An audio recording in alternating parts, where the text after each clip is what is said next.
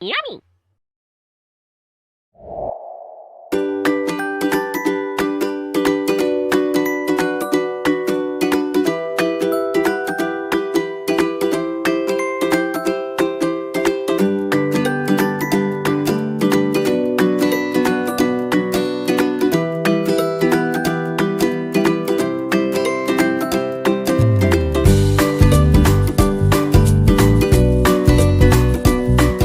Halo guys, jadi di sini kita akan sharing berbagai macam pengalaman membuka suatu bisnis dengan owner dapur dimsum.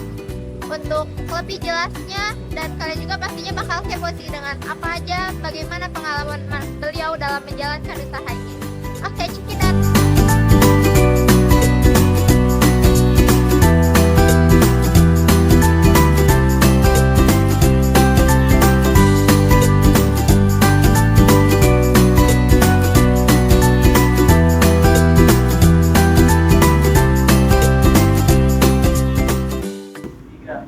Halo, di sini kita sudah bersama owner dari Dipur Dimsum. Di sini juga kita akan membahas atau sharing-sharing terkait usaha yang beliau jalankan juga. Halo, saya owner dari Depot Dimsum. Ya mungkin saya akan memberikan pengalaman-pengalaman saya mengenai masalah usaha yang saya gelutin. Baik Bapak, apakah Bapak bisa menceritakan bagaimana awal berdirinya usaha yang Bapak jalankan ini? Pertama-tama awal saya menjalankan usaha itu, saya itu kan orangnya pekerja. Saya melihat teman saya itu tadinya itu usaha dagang. Saya penasaran, orang lain bisa, kenapa saya tidak bisa? Saya mencoba. Saya memikirkan usaha apa yang kira-kira istilahnya itu tidak naik turun tapi stabil. Akhirnya saya memutuskan di dimsum. Kenapa di dimsum? Karena dimsum itu untuk semua kalangan itu masuk, termasuk dari orang tua, mahasiswa, dari milenial itu masuk, dan harganya pun terjangkau.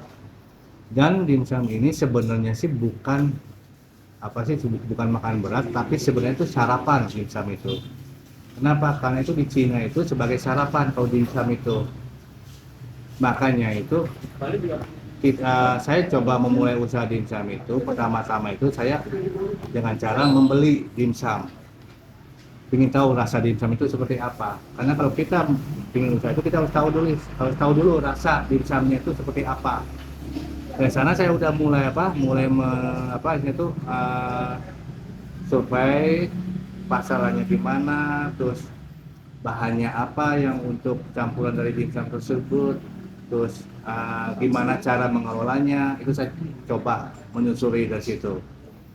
Dan kebetulan teman saya juga ada yang jual dimsum, saya coba istilahnya menanyakan ke dia, terus gimana perkembangan usaha dimsum yang dia rutin selama ini, terus apakah naik turun atau tidak gitu kan. Ternyata jawabannya dia itu sama, jadi stabil. Itu pertama. Kedua, saya survei ke DU di Pati Ukur, karena di sana kan jual dimsum banyak. DU itu saya telusuri cara memasaknya, cara ngukusnya, cara istilahnya apa, menggorengnya, terus saya tanya varian apa aja, terus supaya harganya berapa. Itu bukan di satu lokasi aja saya ngecek di Pati Ukur, tapi di dua kanan saya ngecek situ. Karena pembandingan antara dimsum ini sama dimsum ini rasanya enak mana. Nah inilah yang saya ambil. Saya mulai tanya, ini ngambilnya kemana, terus istilahnya supplier mana segala macam. Dan itu saya tahu bahwa ini supplier dari Jakarta. Nah dari Jakarta saya coba ngebedah. Ini dia dimsum ini dari olahannya seperti apa sih? Saya coba ke YouTube otodidak. Di YouTube itu kita tahu olahannya gimana, mulailah kita mengolahnya, terus istilahnya meraciknya segala macam, termasuk chili oil. Di situ kita coba segala macam, kita yang kita udah buat itu kita jadiin tester itu ke teman-teman kantor saya, dijadiin tester, masuk nggak itu rasa. Dari situ mereka istilahnya ngasih masukan, oh ini kurang ini, kita mulai lagi membenahi lagi segala macam. Dari sana mulailah kita ketemu satu racikan yang untuk dimsum kita. Di sana kita udah masukkan dari teman-teman di kantor, oke masuk segala macam, kita coba memulai usaha tadinya itu dengan di Antapani, Purwakarta. Di Antapani ternyata penerimanya bagus segala macam, udah mulai rame, kita buka cabang di Cimbuluit, di apartemen di Footstep, apartemen Presiden. Di situ terima juga segala macam, akhirnya kita buka di sini. Kalau di Antapani kita semacam gerobak. Itu kenapa kita jadi bahan percontohan aja. Nah di Cimbuluit itu kayak model kayak gini, Footstep cuma luas. Kita mulai ngebesarin ini ya di sini di PSM ini kita mulai jadi pusatnya di sini gitu untuk mengeluarkan kemana-mananya gitu. Nah itu memulai usaha awal bisnis saya gitu. Baik, lalu apa saja perkembangan dalam menjalankan usaha ini, Pak? Perkembangannya dalam jangka usaha sebenarnya sih perkembangannya itu signifikan perkembangan usaha di kita itu. Kenapa? Karena kan lihat pangsa pasarnya kan lumayan bagus ya, perkembangan di sini bisa diterima dari siapapun, terus rasa juga masuk, harga juga nggak begitu mahal segala macam, dan variannya juga banyak sih. Perkembangannya itu aja sih. Apakah ada kendala? Kalau kendala sih selama ini sih paling di cuaca, hujan segala macam. Kalau selama ini kan kendalanya sih nggak ada ya, kendalanya selama ini alhamdulillah gitu lancar aja, jadi nggak ada. Kalau dari harga bahan baku selama ini malah harga ayam turun. Cuma kita ya mungkin harga bahan baku lah ya kendala sedikit lah ya, mungkin kayak harga cabai, harga cengek untuk kilo oil. Kalau harga yang lain sih stabil sih, masih belum naik sih, jadi belum ada kendala selama ini.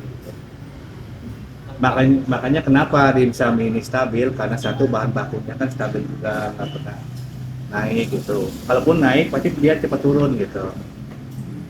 Silakan.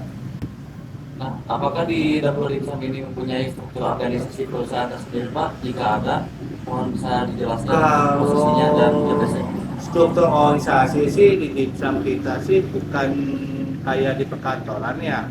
Struktur organisasi sih antara owner, koordinator, atau supervisor atau pengawas sama ke tim. Udah cuma ada 3 struktur organisasi, owner, pengawas sama ke tim, udah gitu aja. Jadi simpel. Kenapa kita nggak mau ribet? Karena job kita itu simpel sebenarnya. Pengawas ngawasin semuanya, tim yaitu menyajikan, meracik, memasak segala macam. Dari sini itu tidak ada koki segala macam, tidak ada. Jadi koki sama bagian menyaji itu sama aja di sini.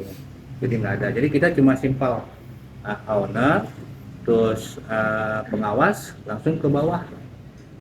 Bapak mengenai strategi pemasaran nih, apakah Bapak menggunakan sarana media sosial untuk sebagai promosi usaha Bapak ini? Kalau media sosial pasti. Kenapa? Karena itu salah satunya selain offline ya, online itu salah satu kebutuhan untuk memasarkan produk kita juga sih, termasuk sistem marketing kita. Online itu kita paling kalau nggak di Gojek, Shopee segala macam, lewat IG segala macam. Kadang ada seleb, kita juga berdasarkan. Cuma itu aja sih online kita sih.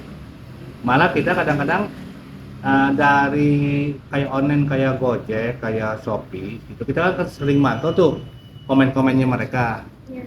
Adakah bagus atau enggak? Kadang kalau ada jelek itu kita pantau, masukannya buat kita itu kan bagus, itu situ komen-komen itu bukan jadikan istilahnya kita ini enggak, tapi jadikan ini kekurangan kita gitu kan, kita perbaiki lagi dari komen itu yang saya cari selama ini untuk usaha kita gitu.